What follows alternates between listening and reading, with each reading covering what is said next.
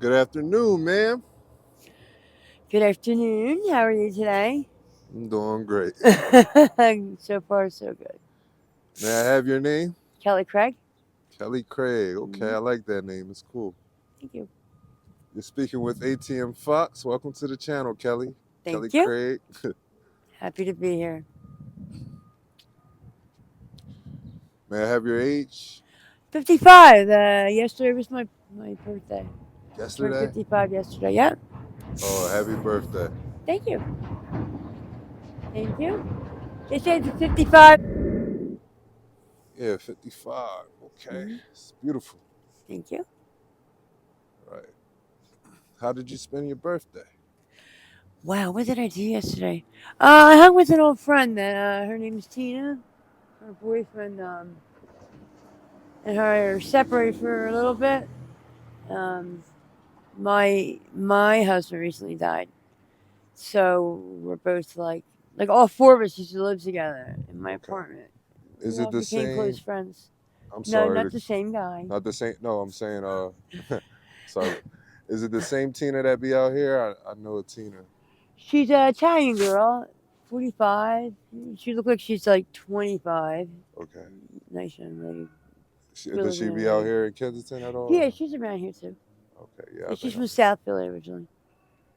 right. Okay, but what were you explaining about your apartment and the four of Oh, you so guys? yeah, I left. I invited him to come stay with me and my husband, and this was I'm going back like 4 years ago, mind you, and they Right. were close friends before that. So anyway, her being separated from her husband and me being separated from mine, her and I had, you know, been getting along really well, real close, we're supportive of each other. So we spent the whole day together yesterday, and yeah, a little bit of shopping. Shopping. I mean, buy. We went to say the cupboard for food. Okay. We went to the closet for clothes and shoes, and That's nice. we had a good time That's yesterday. nice. So you got your stuff. Lots of stuff, sure. Yeah, I'm going away to rehab. I that's got some beautiful. robe and towel and clothes. Okay, rehab. You're all set up to go. Just about, yeah. The only thing I could think of is a pack of cigarettes, because that's what you live for, your smoke breaks. When are you leaving? When are you making that journey? I'd like to leave right now. I'm waiting for Tina to come back. Hopefully she'll go with me. If she doesn't, I did what I could do. It's getting a little late now. Maybe I might have to hang on till tomorrow. But I'm out. I'm out. It's only been about not even 3 months since Dan died, and it's already disgustingly lonely out here and I'm so sorry painful. for your And loss too. he was my walkie. We were always together. What's his Always my name? best friend Dan. Dan. hmm Dan was from Roxborough. I met him a couple years after my fiance died. Hmm. My daughter was 5, so he helped raise her. We had another son, and like I said, we were best friends. 15-year old history. I'm sorry, Dad. Rest He's gone. I really miss rest him. in peace to Dan. As far as Tina, when's that deadline on her? Damn, I don't know, cause you'd be surprised how that 10-year difference between her and I, 45 and 55, is I don't know, not enough pain. So I was she referring wants to to hang. like what time are you like gonna say, all right, Tina, I'm just gonna go by Oh, myself as to soon as I see rehab. her, I didn't mean to I'm interrupt you. saying As soon as I see her, I'm like, look, we rolling out. It's cut and dry. 'Cause I'm going right now. Yeah, I can't do too much except so you you're know. waiting on her you're waiting on I'm just her waiting for her her on her to request. return, and then that's enough for me. You know, and I can Well, give her don't her. wait forever now. You Wait know what? forever Yeah, on her. she might be the excuse I'm looking Make for. that move yourself. She might be the excuse I'm waiting for. No, she just went to get medicated at her clinic. She should be back any minute, and she will come back. She'll come back. I have her Listen, on lane. it would be great for you and a friend to get clean together. but only you can get yourself clean. So you take that step yourself, then come back and help her. You're absolutely right. Thank you. You know, go as But soon she as knows where possible. Kirkbride is. She'll find me. You don't need. We've been here like 90 times, so. Okay. Okay. So what's it like out here in Kensington? I hate it. I freaking hate it. It's not. I came out here in my early 20s because it was like almost like a never land at one time. I was close to the drugs. It was fun. Everybody I met was doing the same thing I was doing. And What drug were you addicted to at that at time? that time, I was taking Percocets and any kind of Oxycontin and stuff like that. And then somebody introduced me to heroin. And I was from Marlton, New Jersey, so I was just so far from it. You from Marlton, New Jersey? Yeah, yeah. I was just so far from it. I was like, damn, it cost me $100 round trip in the cab if I want to hide from my mom and dad. Or I could just go ahead and just let it go and stay here. At that point, did you knew you had an addiction at that time, or? Absolutely. Absolutely. Yeah. I knew when I was driving over the bridge one day after I just had taken my mom's car and stole money from my dad, my stepfather. And I was driving over the Tacony Bridge and I was just like flipping out. I just could not turn this freaking car around, man. I was like choking the steering wheel, like, turn around, turn around, turn around. I just could not do it. I just kept on going. And that's when I realized, like, this is a problem. I cannot turn this damn car around. What happened after that? I got high, returned the truck. 2 days later, I just kind of like left it out on Lehigh and let it run out of gas. And after that, What was your mother's response? oh, Kelly. That's all she could do. All she could say. You know, she knew there's not much she could do. Did they ever try to help you get clean? Sure. No, Sure. You know they was in your corner. And they probably still are if you go there to them for help also. Thank you. No, but you're right. They tried everything they could try. How do they feel about your addiction? It disgusted them. I mean, naturally they're not alive today. But it disgusted them because I couldn't hold a job and I couldn't maintain a relationship even with my children because I was constantly chasing to the next high. And it was sad because I'm not stupid. I'm a great mom, smart girl. And, you know, when I was working, I was always a good worker. Always. I'm sorry to ask this. Are your parents still around this day? No, my parents they used to get high too. So they pretty much died as a direct result of.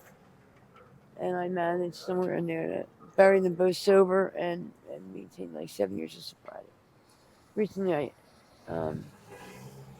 told you I lost my husband. Before that was my fiance. And in between there was my son. He overdosed on fentanyl at 25. Sorry. I'm so sorry. Thank you. But yeah, it's a busy drug, man. It's not fucking around. Was that your only son? Only Oh no, I have an older son. I have a daughter. You know. How do they feel about your addiction? They haven't. I guess they could see that I wasn't really with it at the funeral. Kind of a little too tired at the funeral. So I haven't really seen them since the funeral, and that was coming up 4 years now. No, they're not happy with it.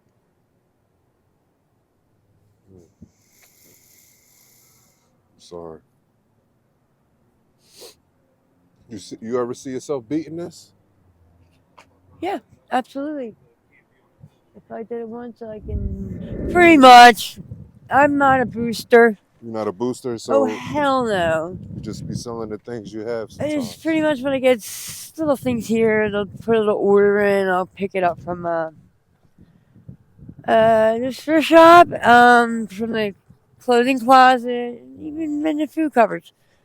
But I won't boost. It's not that I didn't work the streets because I used to, but I am done pretty much that style that way of life. It's just not my thing. It never was, man. Some girls, man, they're addicted to the money. It's just not. When did you make that? It's threatening. It's scary. It is dangerous. How long were you working the streets for? Um, I guess I did it as like a way to like really stick it to my dad for throwing me out. And I started at a massage parlor, like as a masseuse executive in Bristol, and I made a lot of money, a Right. lot, like $5 a week, easy, just goofing off. And yeah, it really upset him when he found out I was out here, and my dad, pretty popular guy here in Philly, even though he lives in Jersey, but he was embarrassed. He was so embarrassed, especially when the cops picked me up because Vice knew him as well. The cops had picked you up for it. Prostitution, drugs. Um, How did that day transpire? Motherfuckers. And the first time I ever got caught by the cops, I was working for an agency. And I was literally stoned and naked in the room. And they said, how much for this, and this? And I was like, oh, yeah, an easy $250 for that. And he's like, it was a joke, you know? He was like, oh, that's awful, expensive. And he knocked on the adjoining door, and in came all these fucking detectives. And they all knew my family because of the way my last name is spelled. It's unique and it stands out, and they just knew right away, like, you're so and so's daughter, and what are you doing with this lifestyle? Your family's blah blah blah, and they actually busted my dad a couple weeks later and made fun of him Made fun of him at for it. that bust. My dad, my dad used to My dad used to he was a number writer. He had a number of stores all around Philadelphia. So where are you from? Jersey. What part? Woodbury, Paulsboro. Oh, okay. Woodbury. Wow. That's like the sticks, right? Sticks. I'm from the sticks. You I don't grew up know in it? Delran, really. That's where Oh, Delran. yeah. Okay. My dad didn't move to Marlton until '89. So I guess you could say that everybody else grew up in Delran. I mean, in Marlton. Okay. Okay. What's your living? What's your living arrangements like out here? I'm homeless. I'm still homeless. The shelters they're horrible. It's almost indescribable how bad they are. Um, Especially 55-year-old woman, who I'm quiet. I keep to myself, and they just don't. The mouth, the smell, even the people that work there, they just don't work, man. I mean, everything Unbearable. just fucking. And this city's disgusting. This city's fucking disgusting. I mean, they wouldn't even give us a freaking toilet out here. Let alone like some place where we can act civilized. Like, just it's terrible. You still manage to be able to use a public restroom out here, or Not really. I'm embarrassed to admit. No, not really. You have to go, and I'm cornered, like, you know, between here and the bathroom. No, I just have to go. how are you sleeping? Um, I'm not. I'm just not. And when I do, it's probably on the train during the day, riding back and forth between 69th Street and Bridge and Pratt. And how often are you using a day? How many times? Every day, all day. And if I can't, then I'm sleeping on the train. Or You, I'm trying to get the money out. you're tired of this lifestyle, and you say you're ready to let it go. I hate it. I fucking hate it. I'm just so. It's like handcuffs. I'm just so locked in because it's a physical addiction, and I just. What it's going to take? What's it gonna take? They say it's just a decision, but it's a kick in the ass for me. I'm not as bad as I was when I was in my early 20s or even my early 30s. Like, I know I'm tired. I know what I have to do. And I know how I got 70 years. I just have to do this again. Yeah. Was it easier to survive back then? Were you homeless back then at all? Yeah, the whole time. You was? Yep. And how were you making it back then? Oh, I was steady on the streets. I didn't eat for days at a time, sleep for like a week at a time. Like, I just never stopped. Are you I lived in eating better? I lived in abandoned houses and just kept going. Are you eating better? You're not still doing them same things? 'Cause No, I'm not as hard nobody on myself quits. as I was on my body. I have hope today that I didn't have before. Before, I didn't know anything about a 12-step program. I didn't know anything about how you're supposed to help people. To help people is to help you grow, is to help you know about yourself. Are you religious at all? I believe that I'm very spiritual. I'm just a stubborn spiritual woman because I know that He's not my starting point, yet God is my source, and that He's there for me always, and I'm pretty much taking advantage of it. I know better, Yeah. but thank you for asking. Yeah. Put all your blessings. Pray to the Lord.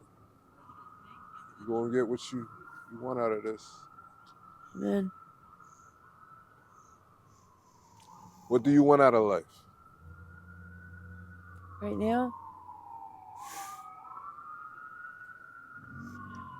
a purpose. Right now,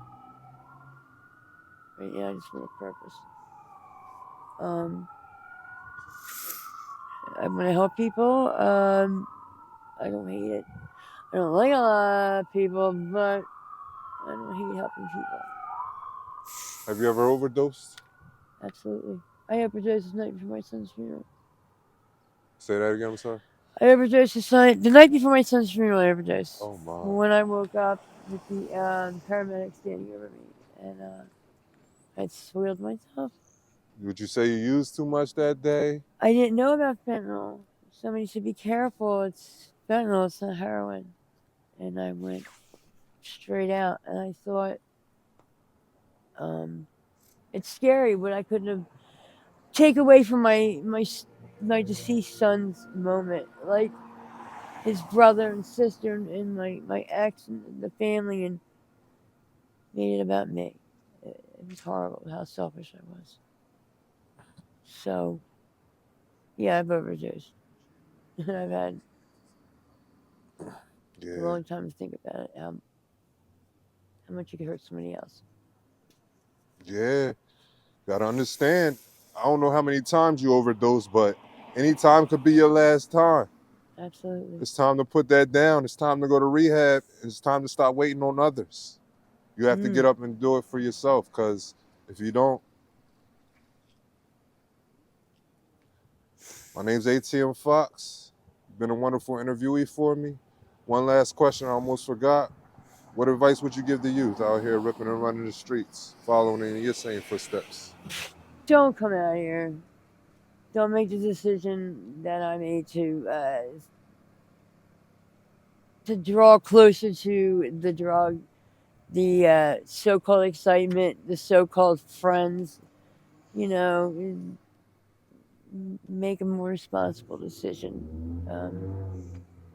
Don't get a job, get a career, go to school, learn to love yourself, and then allow God to love you. That's it. I make these videos for educational purposes, Kelly Craig. You've been a blessing to the channel. I'm going to be praying for you. Thank you. Thank you.